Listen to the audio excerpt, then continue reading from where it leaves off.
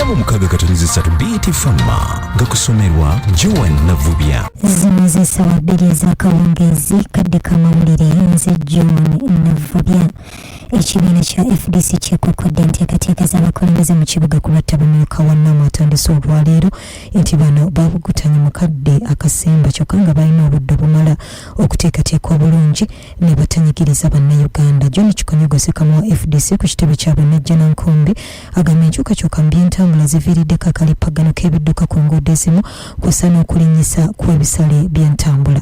Mu bufo obwo Ssekamo wa poliisi y'eggwanga Fred Enanga yavuddeyo n'ategeeza nti ng'olukuŋŋaana bannaamu olutandise olwaleero tebannaba kuwandiisa kutiisibwatiisibwa kwonna ku luuyi lw'ebyokwerinda.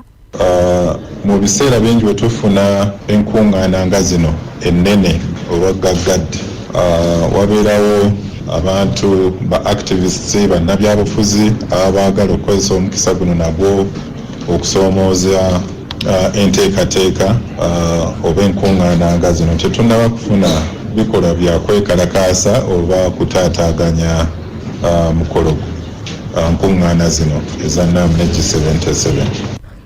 Omuwendo gw'abasibe mu kkomera gweyongera n'abasibe 1,000 mu ssabbiiti 3 z'okuva ku basibe 7,600 bwe baali nga twakatandika omwezi oguwedde ogwa Desemba.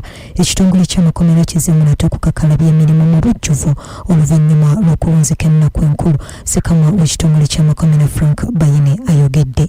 Naye standby class 1 wa Friday nga 12 guno omwezi, so okutandika n'olwaleero tuzeemu mu nkola yaffe eya bulijjo kukyalira abagenyi, kukyalira abasibe, kukkirizibwa kooti zitambula n'abagenda okukola emirimu ey'enjawulo nga mwagala kukozesa abasibe mukkirizibwa kuba nti tuddemu buto tukole emirimu gyaffe nga bulijjo. Omuwendo gw'abasaabaze ku kisaawe ky'eggwanga ekikulu ekya Entebbe International Airport gwasukka obungi omwezi oguwedde ogw'12 nga bawandiisa abasaabaze abagwera ku kisaawe 19,891 omuli abaatuuka 10,114,116 n'abayitirawo okugenda 9,908 ekiraga nti abasaabaze ku kisaawe Entebbe omwezi oguwedde abawandiisibwa buli lunaku bali 618.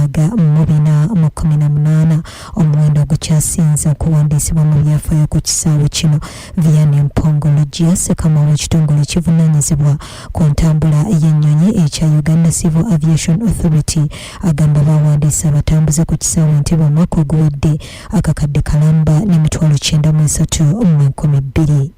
Ssenkagale w'ekibiina kya NUP Robert Kyagulanyi Ssentamu agamba si mumativu na Pulezidenti Yoweri Kaguta Museveni okwongera ekisanja Justice Simon Byabakama nga ssentebe w'akakiiko k'ebyokulonda nti kyandiviirako bannayuganda nate okummibwa omukisa gw'okuweebwa akalulu k'amazima n'obwenkanya mu kulonda okuddako naddala kati nga bayagayagga okufuna enkyukakyuka mu bukulembeze n'enfuga y'amateeka kuno. Ssekamo w'ekibiina kino era akulira oludda oluwabulamu Parliament Joel Ssennyonyi ayogedde ku birala ku nsonga y'okulonda okujja. Ababadde babuuza nti kakati ensonga ez'akalulu munaakola mutya nga NUP naki akalulu tekabeerawo mu lunaku lumu, tebeera event.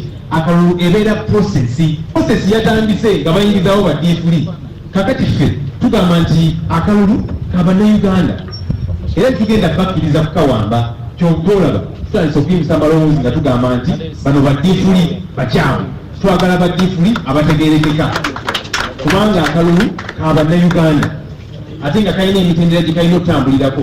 So tugenda kukkiriza muntu yenna kutiisatiisa bannayuganda oba kubanga nti kakati mwebe obululu ate mulina bibeeramu. Bwegabadde ag'essaawa eno oliko BT FM.